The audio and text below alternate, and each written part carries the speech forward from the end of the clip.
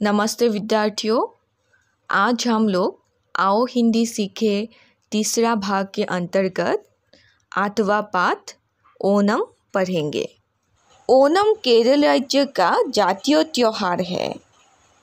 इस पाठ में इसी त्योहार की परंपरा और विश्वासों के बारे में बताया गया है।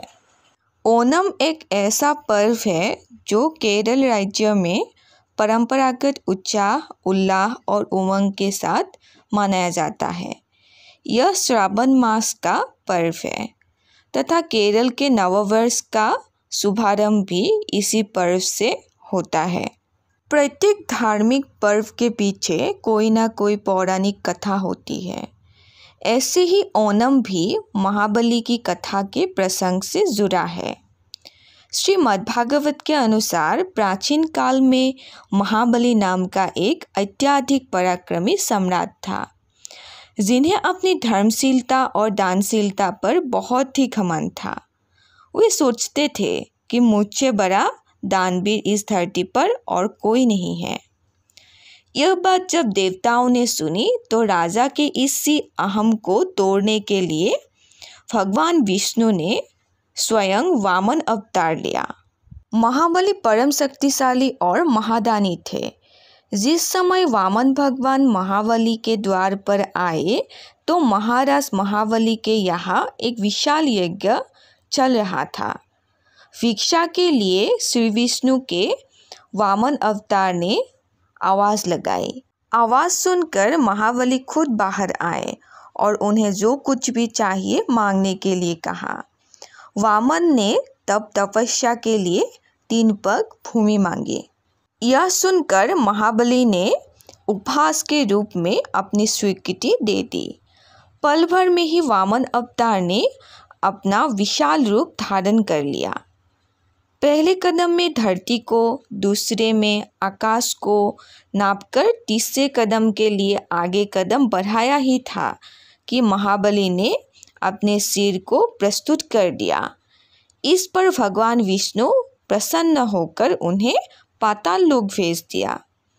यही कथा सारे भारत में इसी प्रकार विख्यात है। भगवान विष्णु राजा महाबली की दानवीरता से प्रसन्न होकर वरदान मांगने के लिए कहा।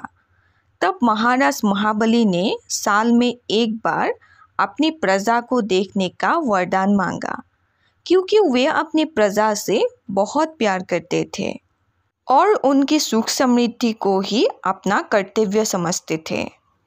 ऐसा कहा जाता है कि तभी से महाबली प्रतिवर्ष अपनी प्रजा से मिलने केरल आते हैं और केरल के लोग उनके आगमन की खुशी में ओणम का त्योहार मनाते हैं। इस त्योहार के दौरान लोग अपने घरों को सजाते हैं, खुशियाँ मनाते हैं और रात को दीपक जलाते हैं। ओणम का त्योहार 5 दिनों तक मनाए जाते हैं। दूसरा दिन सबसे महत्वपूर्ण होता है। इसे तिरुओणम कहते हैं। पहले दिन घरों की पुताई, झाड़ पोछ और आसपास की सफाई की जाती है। रंग बिरंगे फूलों की सुंदर गोल गोल आकृतियाँ बनाई जाती है, जिन्हें पुक्कलम कहते हैं। पुक्कलम के पास दीपक रखकर देवता की पूजा की जाती है। ओणम समृद्धि और उल्लास का पर्व है। इस अवसर पर सभी लोग नए वस्त्र पहनते हैं और एक दूसरे को प्रेम पूर्वक भेंट देते हैं। इस दिन बच्चे पीले वस्त्र पहनते हैं। इसी दिन प्रीति भोज भी दिए जाते हैं। ओणम के दिन 17 व्यंजनों का भोज तैयार करते हैं। इनमें खीर, केले, नमकीन वस्तुएं, अचार, पापड़, सांभर, खिचड़ी, दप्परी, करी, चावल आदि विशेष रूप से उल्लेखनीय हैं। केरल में मुख्य रूप से धान, नारियल और केले की खेती होती है, इसलिए भोजन में अधिकतर इन्हीं का प्रयोग होता है। केरल में केले के पत्तों पर भोजन करना बहुत पवित्र माना जाता है। केरल के निवासी तिक्काकरा नामक गांव के मंदिर के देवता को ओणम का देवता मानते हैं। ओणम के अवसर पर विभिन्न प्रकार के खेलों और सांस्कृतिक कार्यक्रमों का भी आयोजन किया जाता है। इनमें भाग लेकर लोग अपना मनोरंजन करते हैं। जो लोग नदियों और समुद्र के पास रहते हैं वे नौका दौड़ भी आयोजित करते हैं। नौका दौड़ का दृश्य देखने के लिए देश के कोने कोने से लोग केरल पहुंचते हैं। ओणम के अवसर पर एक सबसे बड़ी नौका दौड़ प्रतियोगिता होती है जिसमें विजयी होने वाले को नेहरू ट्रॉफी दी जाती है।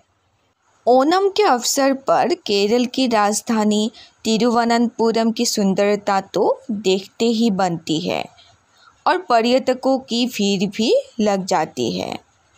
नगर का सारा माहौल वसंत ऋतु जैसा आनंद भरा होता है। यह त्योहार हमें एकता और भाईचारे का संदेश देता है। आज का पाठ यही समाप्त होता है। धन्यवाद।